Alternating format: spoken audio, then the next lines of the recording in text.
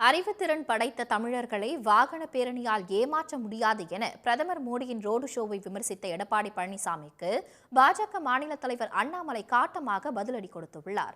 அதற்கு எதிர்வினை ஆற்றியுள்ள அதிமுக தலைவர்கள் ஜெயக்குமார் மற்றும் SP வேலுமணி ஆகியோர் பாஜக சீனிலேயே இல்லை என விமர்சித்துள்ளனர். பாரதிய ஜனதா கட்சியில அவர் யாரு நம்மளுக்கு தெரியும். பிளைட்ல ஏறும்போது பேட்டி கொடுப்பார், இறங்கும்போது பேட்டி கொடுப்பார். பேட்டி கொடுப்பதுதான் அவருடைய வேலை. பேட்டி கொடுத்து தலைவர் மக்களை ஈர்க்க பார்க்கிறார். அப்பப்ப பேட்டி கொடுத்து மக்களை நம்ப வைத்து வாக்குகளை பெற முயற்சிக்கிறார். அது ஒன்றும் தமிழ்நாட்டு மக்களிடத்தில் எடுபடாது. மத்தியிலிருந்து அடிக்கடி தமிழ்நாட்டுக்கு வந்துட்டு போயிட்டு இருக்கிறாங்க. அதனால என்ன பிரயோஜனம்? வர்றவங்க ஏதாவது ஒரு திட்டத்தை கொடுத்து அதனால மக்கள் நன்மை பெற்றிருந்தா பிரயோஜனம் உண்டு. அதை விட்டுட்டு நேரா ஏரோப்ளேன் வந்து இறங்குறாங்க, ரோட்ல போறாங்க, அதோட முடிஞ்சு போச்சு கதை. மக்கள் ஓட்டு போட்டுருவாங்களா? என்ன தமிழ்நாட்டு மக்கள் என்ன சாதாரணவர்களா? அறிவு திறன் படைத்தவர்கள்.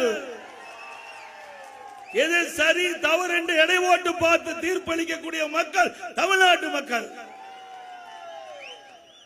இந்த ஏமாற்று வேலையெல்லாம் ஒண்ணு எடுபடாது. தமிழகத்திலே யாரோ வந்து ஏதோ பேசி மக்களை குழப்பி அந்த குழப்பத்திலே அரசியல் ஆதாயம் தேட முயற்சிக்கிறார்கள். அது ஒருபோதும் நடக்காது. தமிழகத்திலே கருத்து சொல்ல முடியாதவர்கள் இந்த நரி பார்த்தீங்கன்னா ஒரு மேலே ஒரு கிரேப்ஸ் பழம் இருக்குமா, அதை தாண்டி அந்த பழத்தை எடுக்க ட்ரை பண்ணுமா.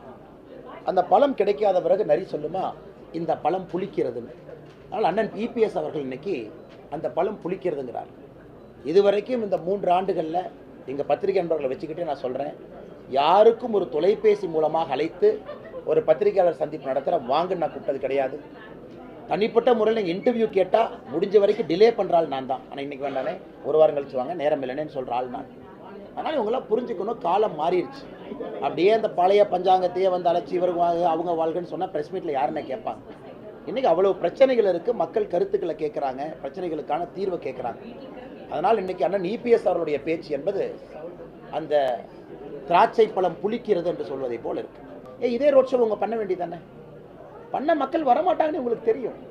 அதனால் ஒரே இடத்துல ஆளுகள் அசம்பிள் பண்ணி அப்படியே பட்டி மாதிரி அடைச்சி வச்சு அவங்க பேசுகிற அதே அரைச்சமாவை காலையிலேருந்து நைட்டு வரைக்கும் எழுத்து மாறாமல் அந்த பேப்பரை பார்த்து படிப்பாங்க.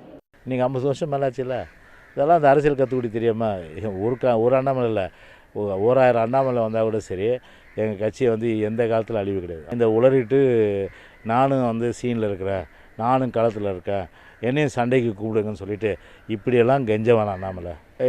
பிரைம் மினிஸ்டர் வந்த ரோட் ஷோ வந்து ஃபெயிலியர்ன்றாங்களே எல்லாருமே, கூட்டமே இல்லைன்றாங்க, பேசும்போது எழுந்து போயிட்டேன்றாங்க. இதெல்லாம் அண்ணாமலைக்கு தெரியாது.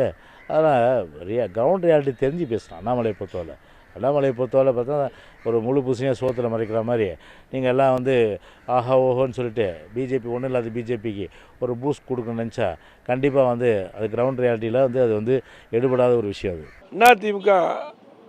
திமுகவுக்கு தான் போட்டி. இதில் பாரதிய கட்சி 3வது இடம். ஆகவே அவங்கள பற்றி பேசி நம்ம நேரத்தை வேஸ்ட் பண்ண விரும்பல. நாங்கள் களத்தில் இருக்கிறோம், வெற்றி உறுதி. உடனுக்குடன் செய்திகளை தெரிந்து கொள்ள சன் நியூஸ் பெல் ஐகானை கிளிக் பண்ணுங்கள்.